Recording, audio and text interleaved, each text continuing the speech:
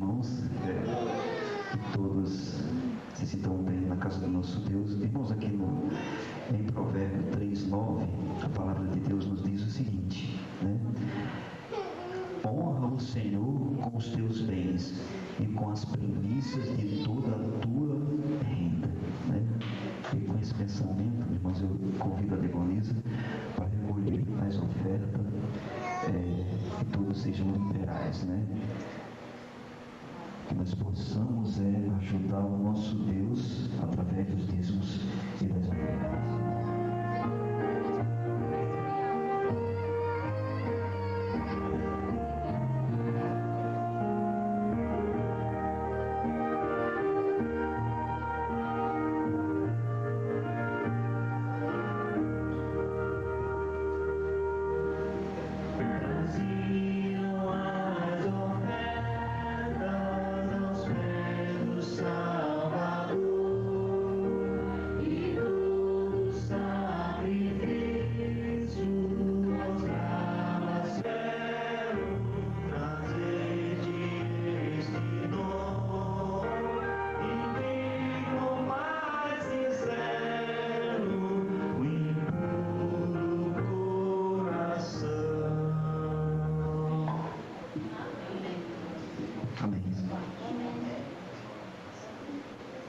Pai Celestial, obrigado, porque sabemos que Tu estás aqui no nosso meio, Senhor.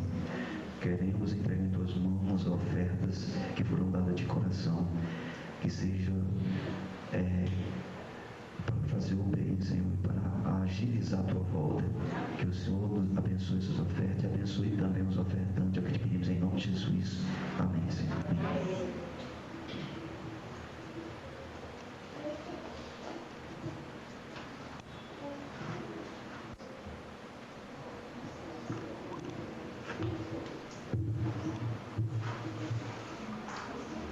Boa noite a todos. Boa noite. Que bom estar com vocês nessa noite. Essa noite nós temos uma festa.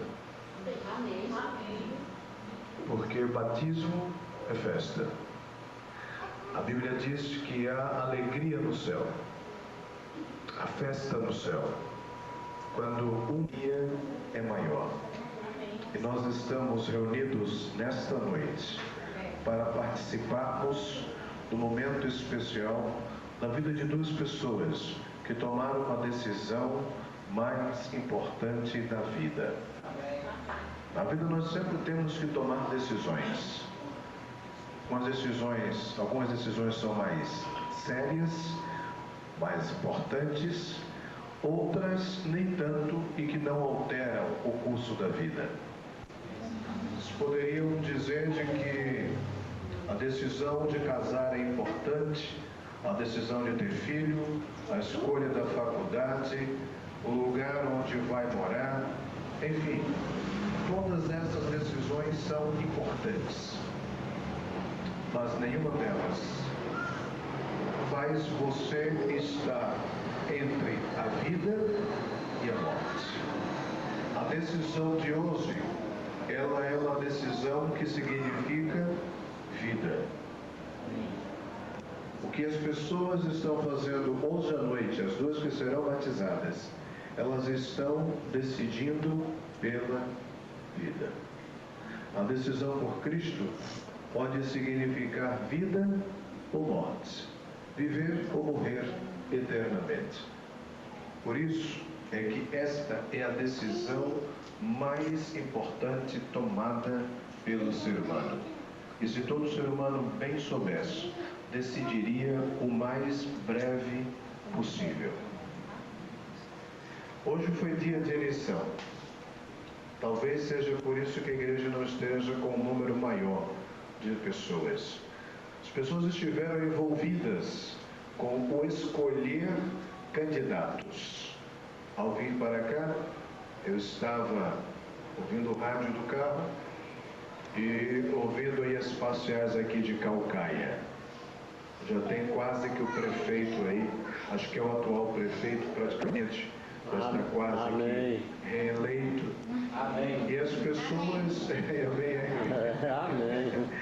Eu não sei porque o amém, eu não o conheço, não estou ligado aqui à política na cidade, tive que justificar por ser de um outro estado, mas hoje as pessoas foram escolher seres humanos para conduzir a vida de uma cidade, para tomar decisões que poderão beneficiar ou não a vida das pessoas que moram nas cidades onde estas pessoas foram escolhidas, foram eleitas por vocês.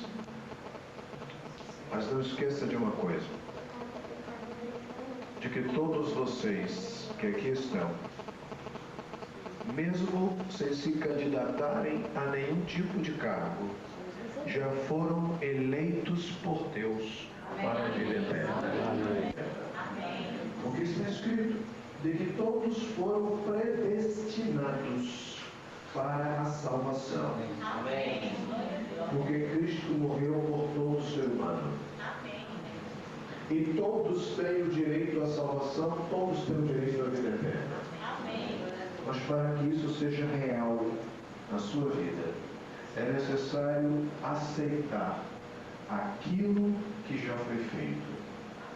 Imagine que o cidadão foi eleito prefeito, mas decide não assumir a prefeitura. Adianta alguma coisa ter sido eleito? Não. Ele foi eleito vereador com a maior quantidade de votos, mas decidiu que não quer ir à Câmara e não quer ser vereador. Adiantou alguma coisa todos os votos? Não. Não adianta você ter sido eleito para a salvação se você não decidir aceitar a salvação na sua vida. Você precisa aceitar. E a salvação se chama Cristo Jesus. Amém. Tem alguém aqui que está estudando a Bíblia? Que está tomando estudo da Bíblia? A senhora já vai ser batizada hoje. Tirando a senhora e ela, tem mais alguém que está tomando estudo da Bíblia aqui? Que está fazendo estudo bíblico? Tem? Vocês estão fazendo estudo bíblico? Já encerrou o estudo bíblico. A senhora também está junto com ele, já encerrou o estudo bíblico. Você já é adventista? Ainda não? Mas está estudando a Bíblia? Ainda não? Mas você já foi salvo para a eternidade. Você sabia disso? Cristo morreu por você. Amém. E Ele quer vir te buscar. Basta que você esteja pronto. E o senhor? Está estudando a Bíblia? Já é adventista? A senhora também já é adventista? Glória a Deus por isso. Glória a Deus. Está com essa barriga bonita. Está chegando aí. Mais um para a eternidade. Oh, glória. A eternidade vai estar cheia. Tem mais alguém aqui que ainda não é adventista? Só esses três aqui? Deixa eu me apresentar a vocês aqui um quadro rápido. Em Mateus capítulo 24.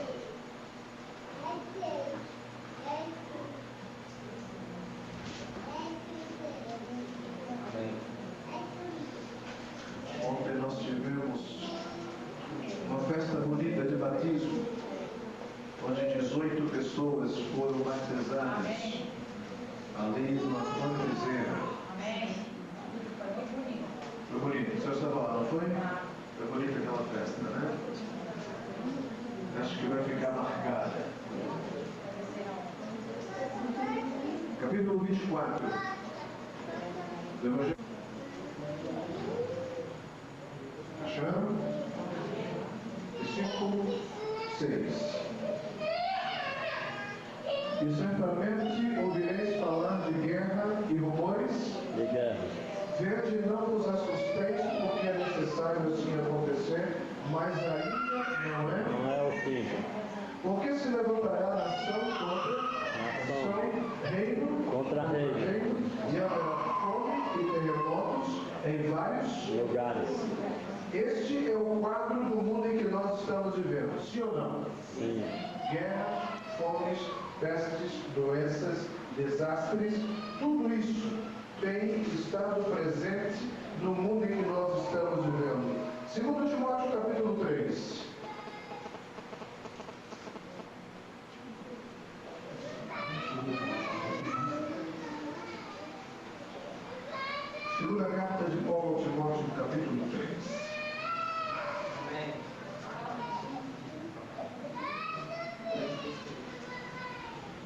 acharam? Espera aí.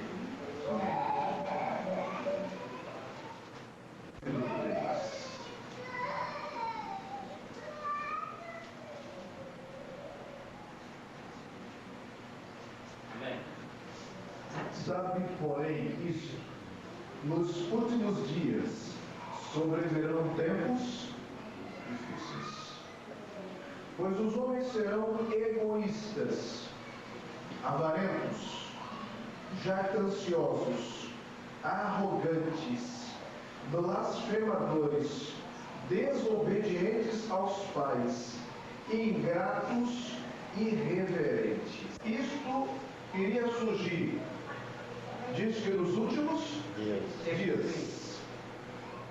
O texto começa dizendo: nos últimos dias virão tempos difíceis. E aqui então começa a apresentar algumas características não nada positivas, nada boas com relação aos seres humanos, dizendo que eles serão egoístas, avarentos, jactanciosos, arrogantes, blasfemadores, desobedientes aos pais, ingratos e irreverentes. É claro que nós não temos nada disso no mundo em que nós estamos vivendo. Não existe ninguém egoísta? Existe? Existe?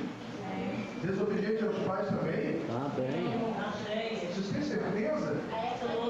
Arrogantes? Orgulhosos? Tem pessoas assim? Tem gente ingrata nesse mundo? Espera aí. O texto diz de que isso só surgiria quando nós estivéssemos vivendo o quê? Os últimos dias. Então nós estamos vivendo os últimos dias. Estamos dentro da profecia. Estamos vivendo os últimos dias. O verso que nós lemos lá em Mateus 24, Cristo apresenta também sinais dos últimos dias, dizendo de que quando estas coisas, terremotos, guerras, fomes, pestes, nação contra nação, quando tudo isso estivesse acontecendo, é porque o fim estava próximo. Ele estava perto de voltar. Mas Timóteo não termina aí. Continua. Versículo 4. Traidores, atrevidos, enfatuados, mais amigos dos prazeres do que amigo de Deus. Isso aqui não tem. Traidor não tem. Nós não temos traidores nesse tempo. Atrevidos também não. Existe isso. Tem traidores nesse tempo. No mundo em que nós não tem traidores, é verdade? Tá cheio. Então deixa eu ver. Existem arrogantes? Orgulhosos? Egoístas? Desobedientes aos pais? Traidores? Cristo disse de que esse quadro seria o quadro dos últimos dias. Isso nos mostra uma coisa. Cristo está perto de... Agora, Apocalipse, capítulo 21.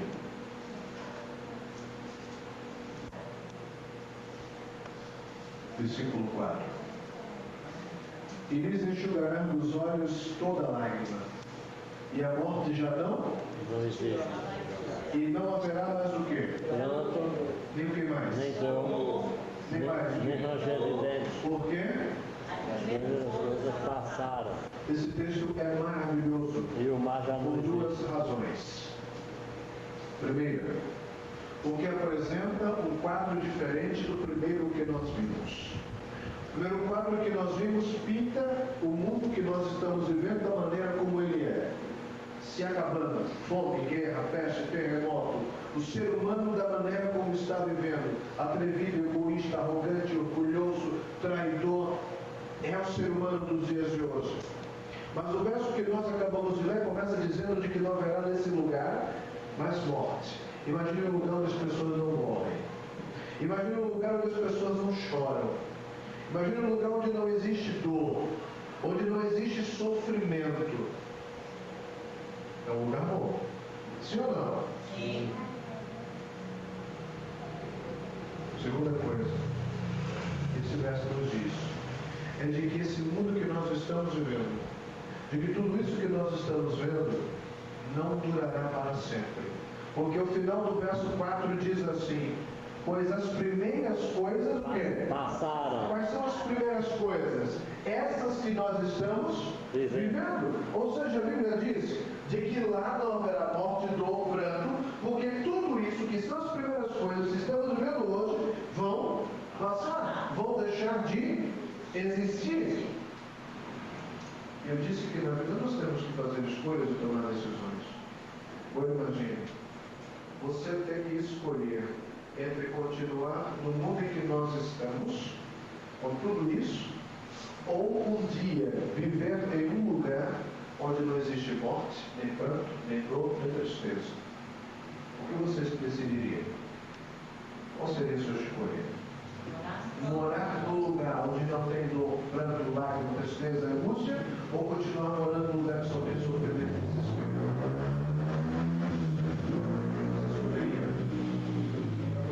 O melhor lugar. Ficar com Jesus. E você escolheria que lugar? Se tivesse poder assim disposto, melhor lugar. E a senhora? E quem foi que disse que você não tem poder de escolha? O poder está em suas mãos.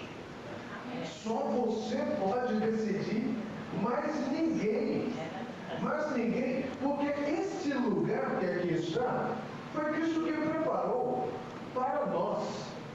E ele disse lá, eu vou preparar lugar. Está escrito João capítulo 14. Olha, não se turbe, não se entristeça, não se angustie. Buscar, para que onde eu estiver, vocês estejam também. Então a decisão é sua. Você tem o poder. É só você dizer a Cristo que você quer estar pronto para morar neste lugar quando ele voltar. Amém. Amém. Agora, quando é que Cristo vai voltar? As pessoas perguntam. Eu ouço tanto falar a respeito da volta de Jesus e esse Jesus não volta. Olha o que diz Pedro, capítulo 3. Segundo Pedro. Aí perto do Apocalipse. Você só volta alguns livros aí. Está pertinho do Apocalipse. Você voltando, você vai encontrar 3 João, 2 João, 1 João e depois então 2 Pedro. Segunda carta de Pedro, no capítulo 3. Olha só o que diz aqui. Olha como Pedro escreve no verso 4. Alguns dizendo, onde está a promessa da sua vinda? Porque desde que os pais dormiram, todas as coisas permanecem como desde o princípio da criação. Ou seja, pessoas que dizem, ora, eu ouço que Cristo vai voltar há tantos anos e nada acontece. Já se passaram 5, 10, 15, 20, 30, 40 anos. Todo mundo fala da volta de Jesus. E cadê Jesus que não volta? Alguns perguntam. Agora, lê comigo o versículo 9. Não retarda o Senhor a sua promessa, como alguns a julgam demorada. Pelo contrário, Ele é longânimo para convosco, não querendo que nenhum pereça, senão que todos cheguem ao quê? Ao arrependimento. Algumas pessoas dizem assim, Cristo está atrasado, Ele está retardando a volta, Ele está demorando demais. Mas o verso que nós lemos diz a razão porque Cristo não voltou ainda. Esse verso nos diz porque que Cristo ainda não veio.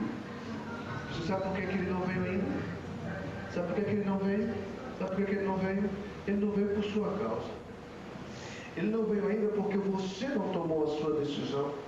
Ele não veio porque a senhora ainda não decidiu. Porque o verso está dizendo assim, ele não retarda a sua vinda. Muito pelo contrário, diz o texto.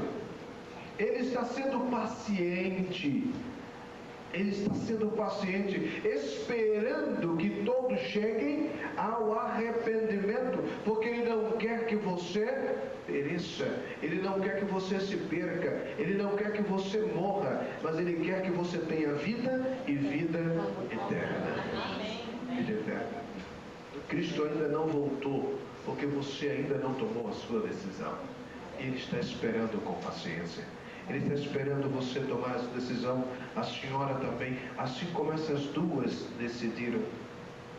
E Cristo está dando um tempo, esperando para que outras pessoas decidam. Agora deixa eu dizer uma coisinha aqui a vocês. A paciência de Deus tem limite. Ele não vai esperar por muito tempo, porque vai chegar a hora em que a porta vai se fechar, a oportunidade vai cessar. E se você quiser depois daí, não terá mais jeito. O dia da salvação é hoje, é agora. Se você ainda não decidiu por Cristo, decida, porque Ele quer te levar para viver com Ele no lar celestial. Amém. Estas duas jovens senhoras tomaram uma decisão. Cristo não tem mais que esperar por elas. Mas se você ainda não decidiu, entenda de que Cristo não voltou por tua causa. E Ele virá, porque você é a razão da volta dEle. Amém. Ele vai voltar para te buscar. Mas enquanto isso, Ele espera que você decida e coloque a vida nas mãos dEle. Nesse momento, eu vou chamar a Cícia, então, nós iremos para a cerimônia de batismo.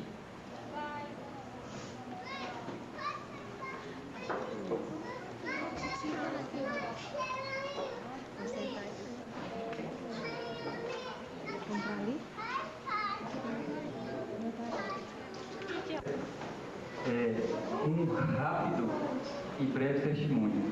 Não sei se a mãe dela está lá fora, ela lembra, mas eu lembro que alguns anos atrás, quando nós, naquele dia, ela ligou o telefone, tocou e veio falar comigo, era a dona Lucélia. E a dona Lucélia disse assim, né? Eu liguei para dizer que nós vamos parar o estudo bíblico. Por quê? Porque você está vindo de longe ao estudo e nós já temos uma igreja e nós vamos permanecer nela. Para você, de repente, você acha que vai entrar na igreja? Não. Eu estou levando a mensagem de Deus, esclarecendo a verdade de Deus.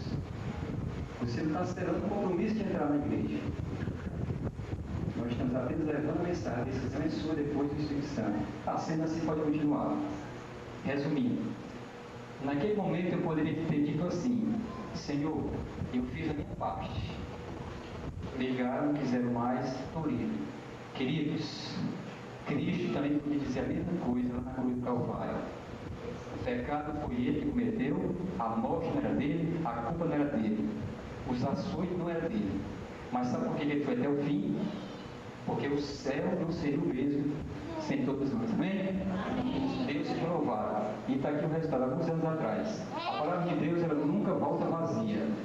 Agora, o mesmo céu que está assistindo a decisão delas, é o mesmo céu que está esperando que cada um de nós façamos a nossa parte. Que Deus vai cobrar. Primeira pergunta. Vou fazer algumas perguntas em relação a que foi estudado. E sobre as doutrinas, vocês concordaram, vocês vão concordar, dizem sim.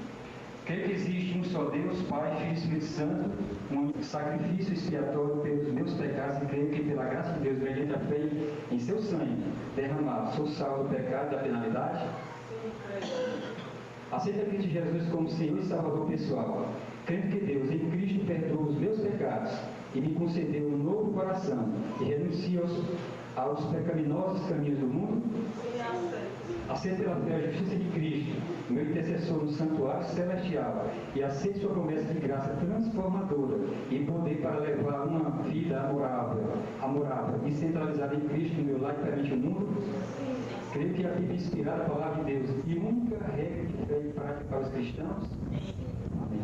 Aceito os 10 mandamentos como transcritos no caráter de Deus e uma revelação de sua vontade. É meu propósito pelo poder da presença de Cristo em meu coração, guardar a lei, inclusive o quarto mandamento que requer a observância dos santos sábados do Senhor. Amém. Deus seja louvado. Aceito o ensino bíblico dos dons espirituais e creio que o dom de profecia é o dom dos sinais identificadores da igreja remanescente. Creio na organização da igreja. É meu propósito adorar a Deus e sustentar a igreja pelos dízimos e ofertas, esforço pessoal e influência. Amém. Creio que meu corpo é templo do Espírito Santo e honrarei a Deus cuidando de meu corpo, evitando o uso daquilo que é prejudicial, abster-me de todos os alimentos imundos, do uso de fabricação ou venda de bebidas alcoólicas, do uso de fabricação ou venda do fumo, qualquer de suas formas. Amém.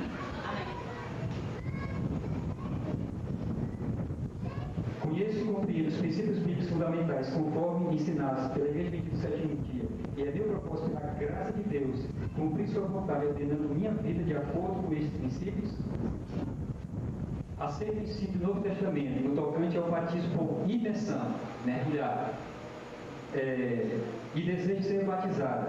Dessa maneira, como manifestação pública de minha fé em Cristo e seu perdão de meus pecados, aceito e creio que a Igreja Adventista do Sétimo Dia é a Igreja remanescente da profecia bíblica e que pessoas de todas as nações, raças, línguas são convidadas a fazer parte de sua comunhão e nelas aceitas.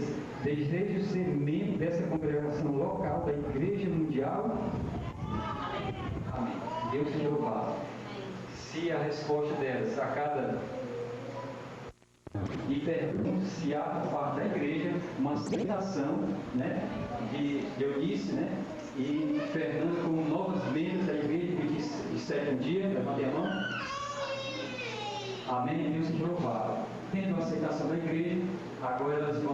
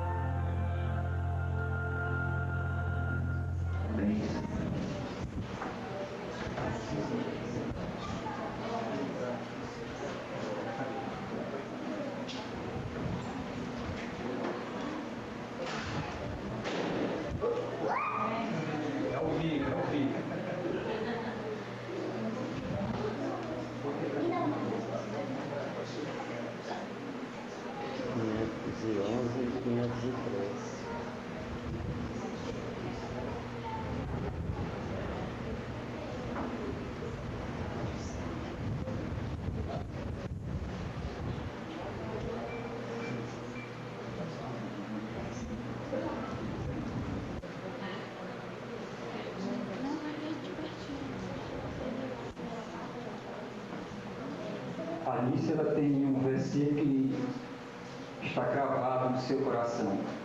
Salmo 91, versículo 1.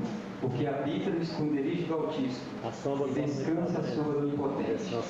Amém.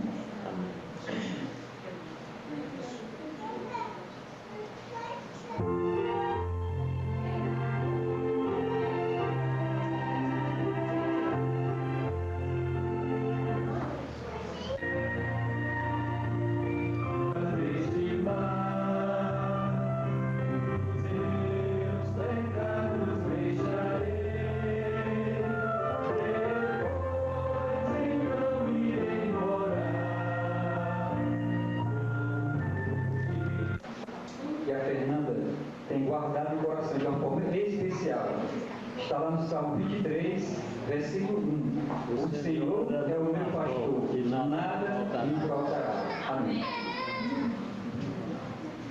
Querida Fernanda, Microfone. o teu nome está sendo escrito no livro da vida, te declarando cidadã do reino celestial. Vens aqui para dar o testemunho público da tua fé e para a remissão de teus pecados. Como ministro do Evangelho, eu a batizo em nome do Pai, do Filho e do Espírito Santo. Amém.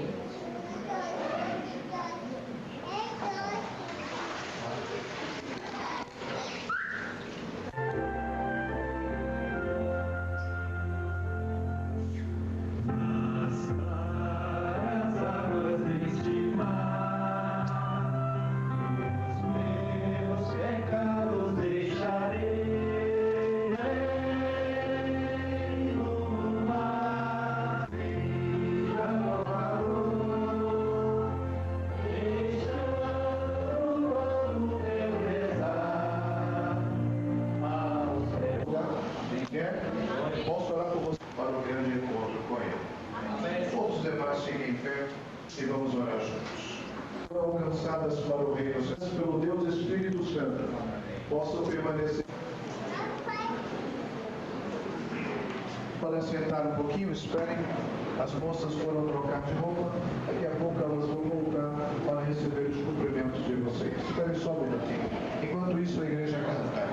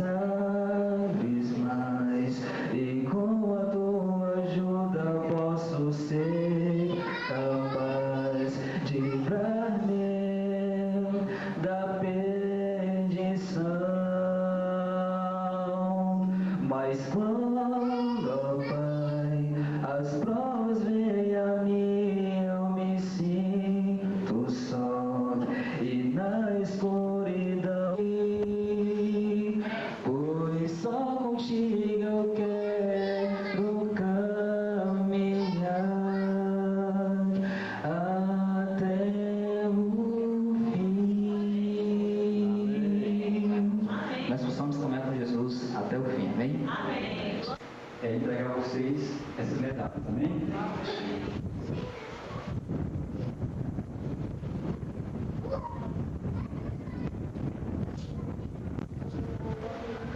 Medalha de ouro, rumo ao céu, amém?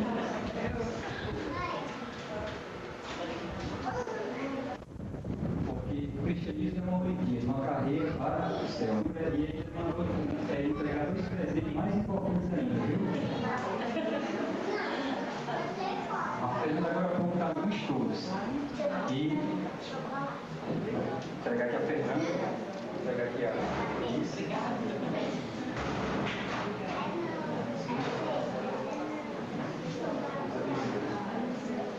Deus seja louvado. A mãe esse regulamento de entregar uma Bíblia. Amém?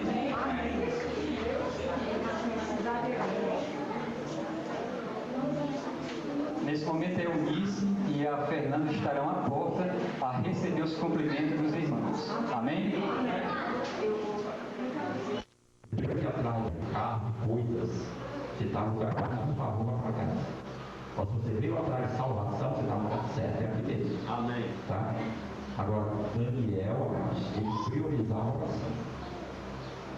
E também fazer o que na oração? Dar graças a Deus.